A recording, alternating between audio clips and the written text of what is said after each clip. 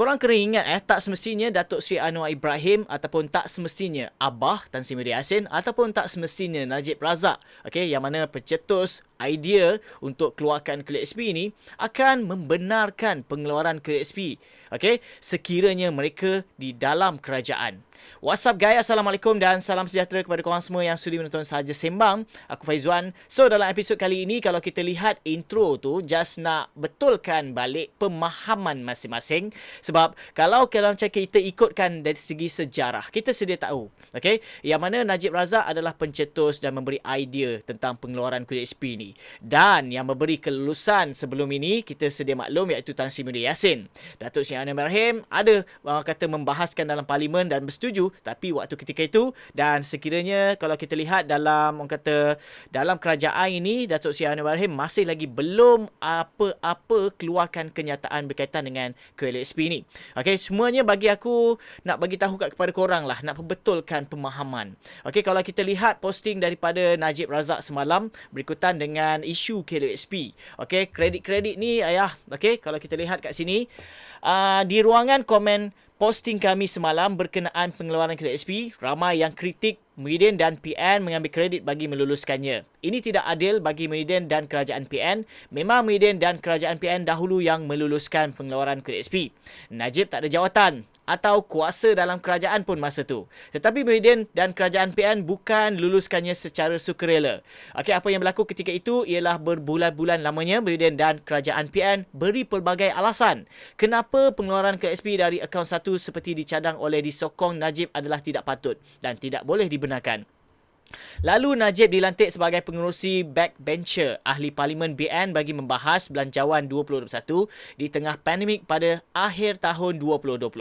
Di dalam perbahasannya di Parlimen, Najib menetapkan dua syarat sekiranya kerajaan PN mahu BN sokong bajet 2021, iaitu pengeluaran dari akaun satu tanpa syarat dan lanjutan moratorium pinjaman secara automatik. Sekiranya bajet tidak dapat mendapat sokongan BN dan tidak dapat diluluskan, maka kerajaan Muhyiddin akan tumbang serta-merta masa itu.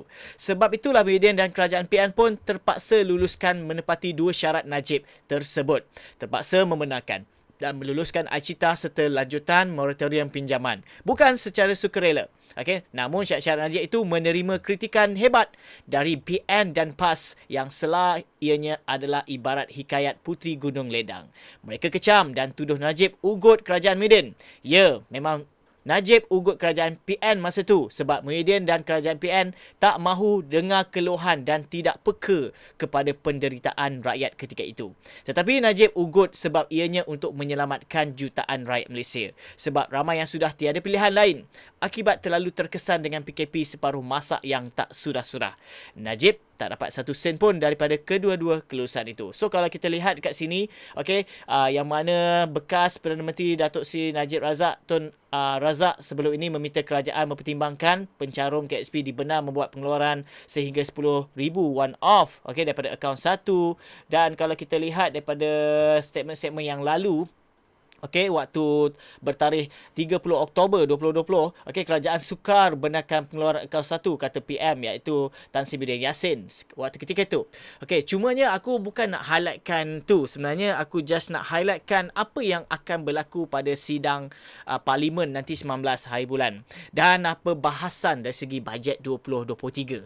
Sebab aku takut nanti keadaan ini akan sama sebagai apa yang berlaku nanti waktu ketika tu dan waktu ketika nanti. Sebab kalau kita ada orang ungkit lah cerita pasal Tan Sri Muhyiddin Yassin yang kita pernah jumpa. Bukan waktu tu diberi kelulusan pun. Tapi kalau kita ikutkan keadaan sekarang, di bawah kepimpinan Tan Sri Muhyiddin sebagai pembangkang nanti. So mungkin sama juga dengan situasi Najib Razak waktu ketika itu. Kalau macam sekiranya perlukan support, persetujuan daripada pihak pembangkang melalui belanjawan 2023, adakah nanti akan Tan Sri Muhyiddin Yassin ataupun siapa pun ketua pembangkang akan membahaskan ataupun menyampaikan maklumat yang sama ini seperti dulu? Lagi-lagi nak bangkitkan isu KSP ataupun apa-apa sekalipun, akan mengugut nak lulus, please luluskan KDSP ni. Itu pun mungkin boleh jadilah. Okay, dalam episod ini aku just nak jelaskan benda ini je. Kita tak tahulah. Okay, kita tak tahu dan mungkin ada di antara korang yang komen-komen sebelum ini kenapa PJR jumpa Tan Sri Mary Yassin, lalas Tan Sri Mary Yassin tak tak jadi pun ataupun tak bentuk pun kerajaan, okey, disebabkan tiada dapat mendak rakyat. Okey, so sekarang ni bukan isunya tu, hikmahnya at least lah KWSP bersasar, okey, dah ditahu, okey, dah dimaklum oleh Tan Sri Mary Yassin. Supaya mereka ni lepas ni boleh follow up balik, okey, boleh bangkitkan balik di parlimen, okey, berkaitan dengan orang kata isu KWSP bersasar ini. Okey, bukan apa pun, okey, kalau macam ikutkan kredit, okey, siapa-siapa sebagai kerajaan memang akan buat keputusan membenarkan KWSP ni sukar.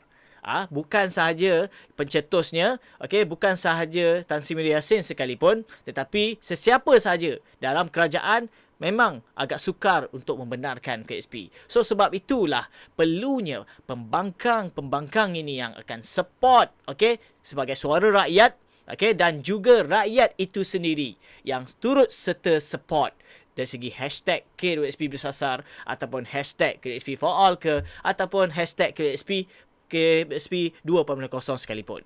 Okey, itu saja perkongsian dan dalam episod kali ini diharap sikit sebanyak memberi info yang terkini daripada channel Saja Sembang. Bagi korang yang masih lagi belum subscribe ke channel ini, please klik button subscribe dan jangan lupa share dan juga like. Viewers di TikTok, jangan lupa follow. Aku Faizwan. Assalamualaikum.